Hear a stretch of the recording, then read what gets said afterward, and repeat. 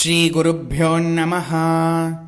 Today, let's understand the meaning of the shloka Ganga Papam Shashi Tapam Dainyam Kalpatarustatha Papam Tapam Tatha Dainyam Cha Haret Shri Guru Darshanam.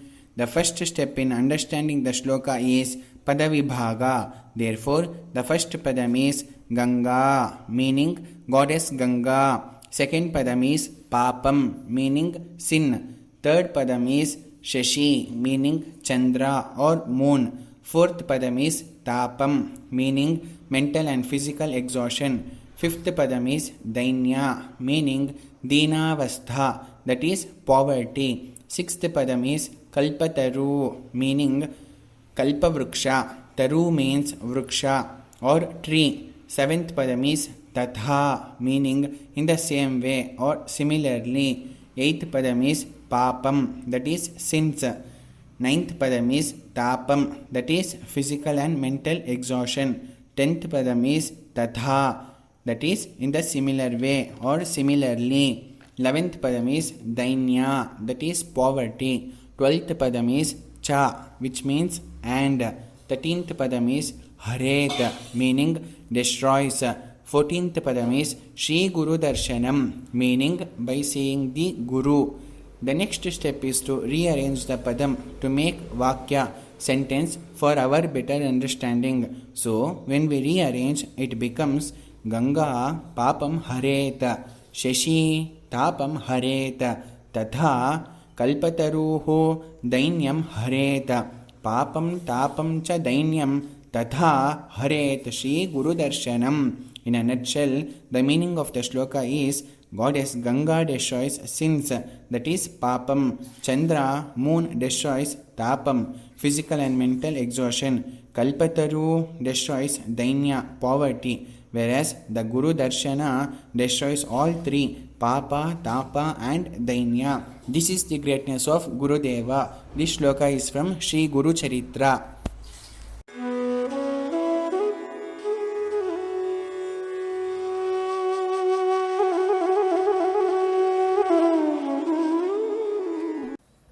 Shri Gurubhyo Namaha. Today, let's learn about names of sense organs and motor organs in Sanskritam. The Gnanendriyas are called as sense organs and Karmendriyas are called as motor organs. There are 5 sense organs, that is Panchagnanendriyas, and 5 motor organs, that is Panchakarmendriyas.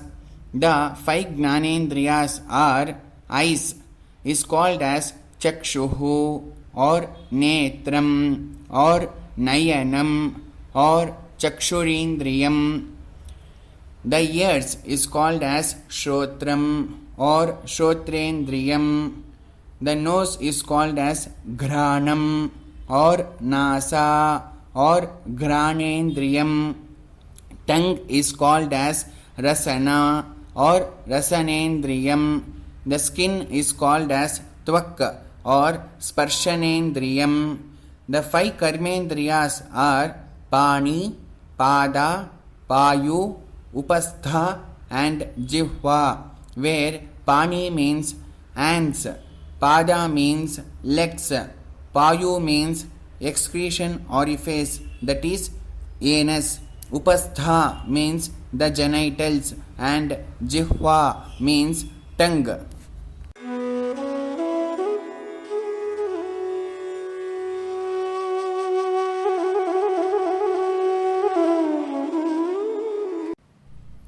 Shri Gurubhyo Namaha. Today, let's continue with the names of the different parts of the body in Sanskritam.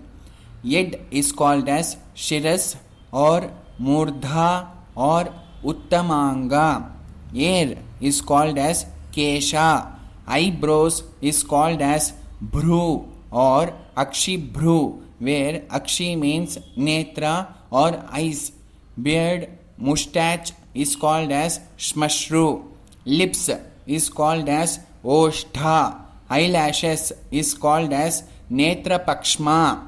Shoulders is called as Bahu. Elbow joint is called as Kurpara Sandhi, where Sandhi means joint. Wrist is called as Manibandha. Neck is called as Griva. Chest is called as Vaksha or Uras. Abdomen is called as Udara. Waist is called as Kati. Thigh is called as Uru. Knee is called as Janu. Leg is called as Jangha. Ankle is called as Gulbha. Eel is called as Parshni. Vertebral column is called as Merudhanda. Back of the body is called as Prushta.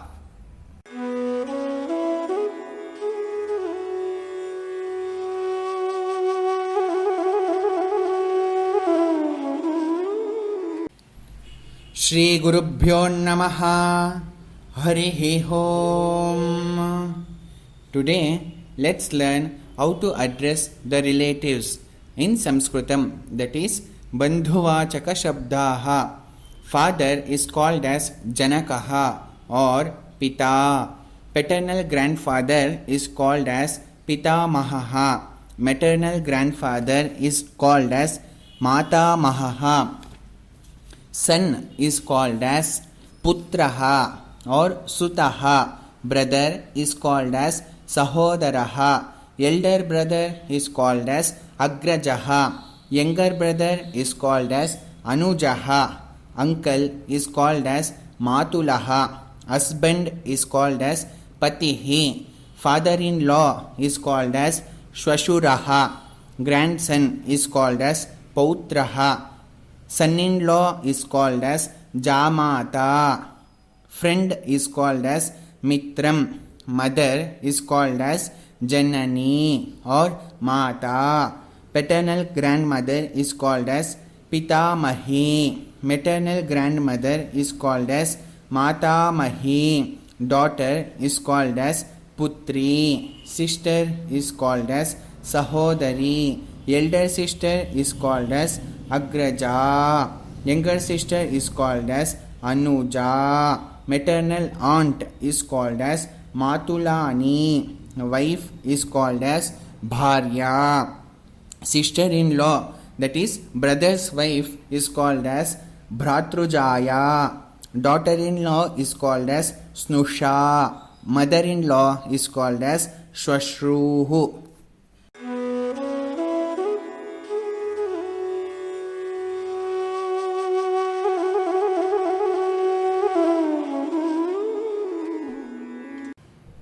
Shri Gurubhyo Namaha.